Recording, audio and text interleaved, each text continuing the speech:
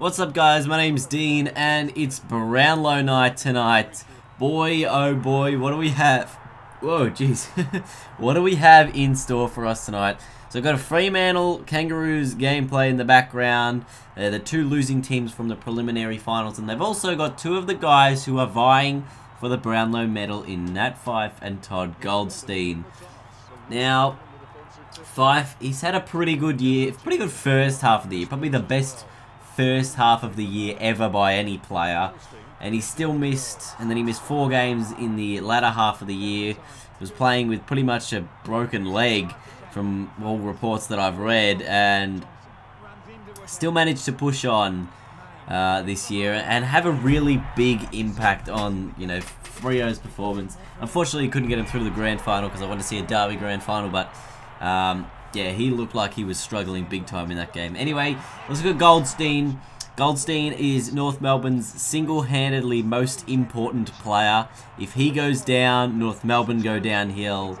He's the all-Australian ruckman.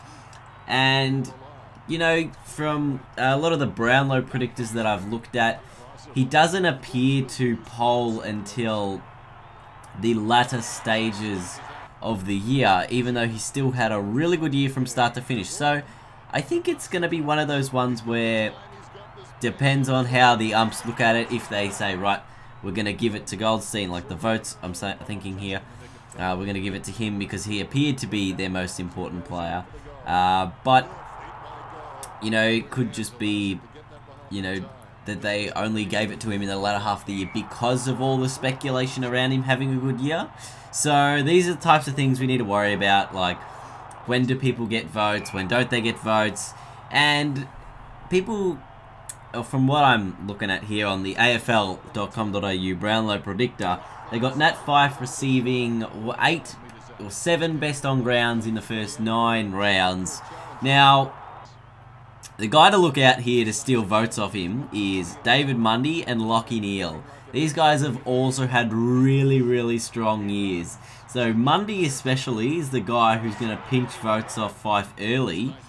And if he pinches enough votes off him, then that could potentially leave the door ajar open for a Goldstein, a Sam Mitchell, a Josh Kennedy, Dan Hanbury, a Patrick Dangerfield. These types of guys to potentially swoop in and take that Brownlow medal from Nat Fyfe. Now, he has to defy history. He's missed 4 games this season. No player has missed more than 4 games and won the Brownlow medal. I think Ablett almost won it last year, and he had a similar sort of year with a brilliant start, and then he missed from round 17 onwards. And I think he still polled 24 or 25 votes. Big G Ablett. But I think Gary, you might still get 1 3-vote game. If we have a look down here, let's see, G Ablett. They predict Ablett to get they predict him to get 2 votes after missing. What did he miss? He only played 5 games for the year, so pretty disappointing effort from there. But is it a 1-horse race? I don't know. Is this man on screen, Nat Fyfe? Is he gonna run away with the Brownlow medal? Oh boy, it's gonna be I love Brownlow night because you get to relive, you know, the highlights of the season, of each round. You see your team's ups and downs again. As a Richmond supporter, I haven't had a chance at winning a Brownlow since, I think, Richo. Richo was probably our best chance, and I think Cooney won it that year, and then Cutchin almost won it a couple years ago when Joe Watson did. But that's not important now. So I think Goldstein, Fyfe, Kennedy, Mitchell and Dangerfield, they're your 5 guys that can win it. I know people saying Priddis as well, and you know there would be a lot of respect for Priddis as the umpires. You know, it's kind of one of those tough ones because the Brownlow's sort of seen as a midfielder's vote, and so obviously it'd be tough for Goldstein to get votes. But it's also about, you know, the speculation and how, I guess, the umpires react to the media circus of them saying, oh, is this player going to get as many votes? And if they're saying that this guy's having a good year, if the umpires sort of notice that, even if they're not having a great game, they might still be having, you know, a pretty good game and getting their team over the line, they'll probably give him some votes. So the fact that Matty Pritis won the Brownlow last year could potentially help his case to get him over the line.